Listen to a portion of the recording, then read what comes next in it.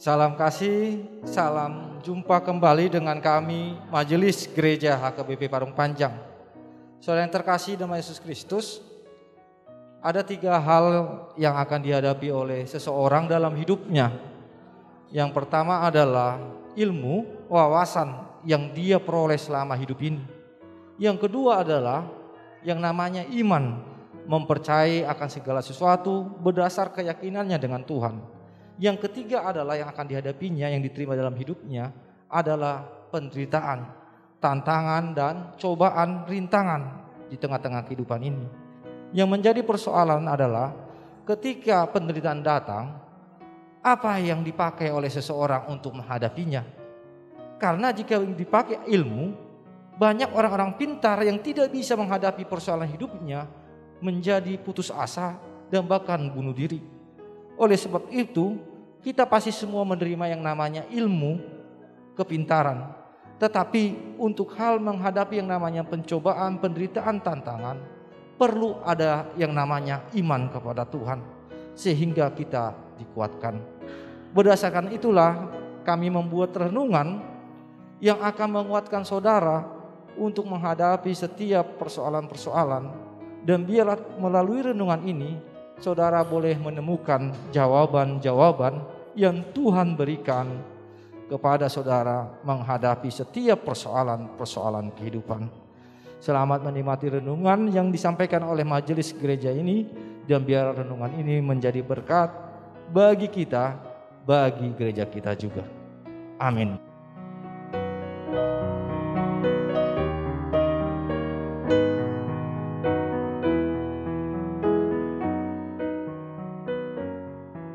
Salam, selamat berjumpa kembali di pagi hari yang indah ini. Baik, kita persiapkan diri kita untuk mendengarkan firman-Nya.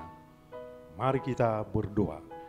Allah yang maha kuasa dan maha agung dan maha mulia, kami mau mendengarkan kebenaran firman-Mu. Ya Tuhan, berbicaralah bagi kami agar kami mengerti akan kebenaran firman-Mu. Roh Kudus menuntun kami supaya oleh firman-Mu kami terus berjalan di dalam kebenaran-Mu. Di dalam nama Tuhan Yesus Kristus kami berdoa, amin. Firman Tuhan yang diperuntukkan untuk kita diambil dari 1 Korintus 1 ayat 28 berbunyi demikian. Dan apa yang tidak terpandang dan yang hina bagi dunia dipilih Allah untuk menyediakan apa yang berarti. Saudara, pandangan manusia terhadap kehidupan di dunia ini selalu dipandang dari kesuksesan, keberhasilan, kemasyhuran, kekuasaan, dan kekayaan. Itulah keberhasilan yang selalu diinginkan manusia. Saudara-saudara, pola pikir kita pada umumnya hanya orang-orang yang pintar, kaya, kuat, dan hebat yang Tuhan pakai memberitakan Injil dan juga untuk menyatakan kemuliaannya. Lalu kita merasa jadi orang-orang biasa saja, tidak punya sesuatu, dan susah menjadi rendah diri, merasa minder dan tidak layak di hadapan Tuhan. Padahal saudaraku, berbanding terbalik dengan firman Tuhan yang diungkapkan oleh firman-Nya di pagi hari ini yang berbunyi demikian. Dan apa yang tidak terpandang dan yang hina bagi dunia dipilih Allah untuk merendahkan apa yang berarti. Saudara-saudaraku, ini tidak berarti bahwa Tuhan benci dengan orang pintar, kuat, dan yang terpandang. Justru juga Tuhan memakai orang yang pandai, orang hebat seperti Salomo, Daud, dan Paulus, serta Lukas dan Matius, dan banyak lagi mereka yang lain. Mereka adalah orang-orang yang luar biasa dan dipakai secara luar biasa juga oleh Tuhan.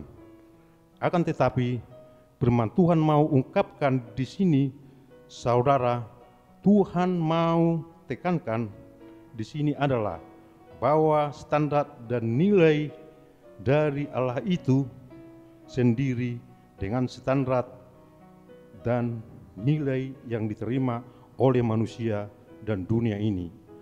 Alkitab memberitahukan kita bahwa Tuhan mau memakainya yang dunia anggap bodoh, lemah, dan tidak terpandang, serta hina.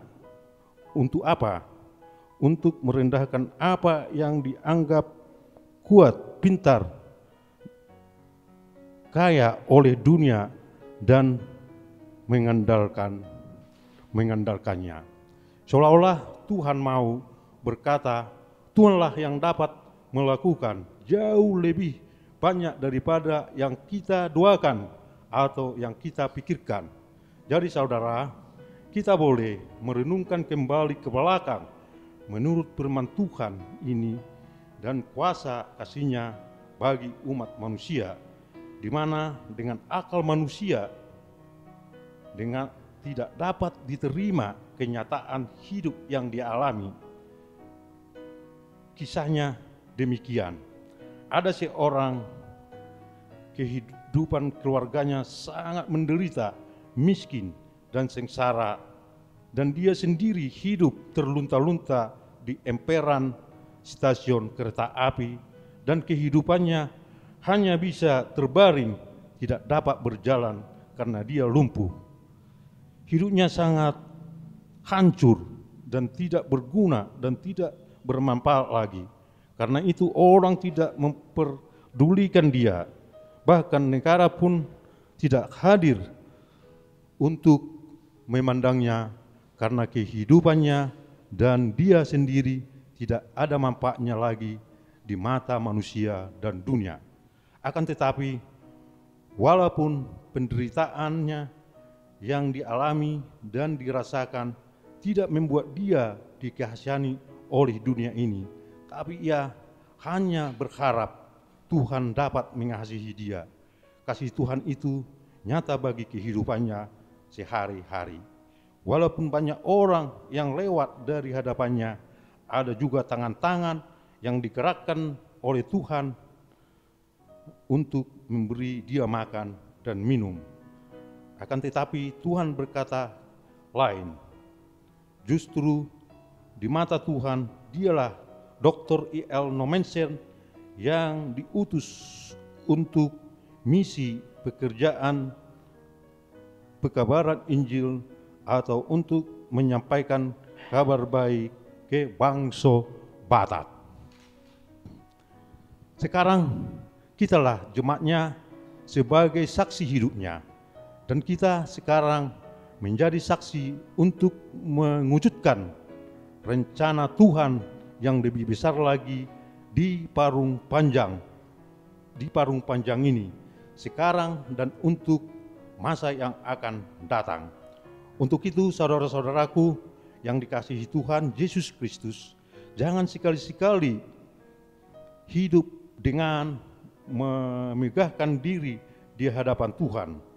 Jangan menyombongkan diri dan merasa bisa tanpa Tuhan untuk melakukan perkara apapun. Ingatlah bahwa hidup kita ini adalah buatan tangan Tuhan untuk Dia pakai menjadi berkat karena kuasanya, karena anugerahnya, karena kasih karunia-Nya, supaya apa yang jelas tadi diungkapkan, supaya tidak ada seorang manusia pun memegahkan diri di hadapan Tuhan Allah. Untuk itu, jika ada orang menganggap Anda bodoh atau kita bodoh, karena dunia ini menganggap kita bodoh, itu adalah keuntungan bagi kita dan bagi gereja. Kenapa? Karena dengan itu orang akan melihat kebesaran dan keagungan Tuhan. Dan kita pun harus mau dibentuk Tuhan untuk misi gerejanya, untuk mewujudkan kuasa kasih-Nya untuk kita. Tuhan Yesus memberkati. Amin. Kita berdoa. Ya Tuhan Allah Bapa kami yang Maha Kuasa, terima kasih Tuhan atas berkat dan agung anugerah-Mu. Kami telah mendengarkan sebagian daripada firman-Mu. Biarlah firman-Mu itu menjadi pelita dan kekuatan buat hidup kami. Karena ini Tuhan, berkatilah hidup kami, berkatilah keluarga kami, berkatilah anak-anak kami, berkatilah pekerjaan kami. Tuhan, Kamu selalu pelindung bagi kami. Tolong Tuhan, jauhkan kami dari bahaya. Kiranya Tuhan memberi kekuatan, kesehatan, dan hikmat yang daripada-Mu untuk melakukan segala sesuatu di dalam pekerjaan kami. Terima kasih Tuhan atas anugerah kasih-Mu. Kami berdoa hanya di dalam nama anak-Mu Tuhan Yesus Kristus Tuhan kami. Amin.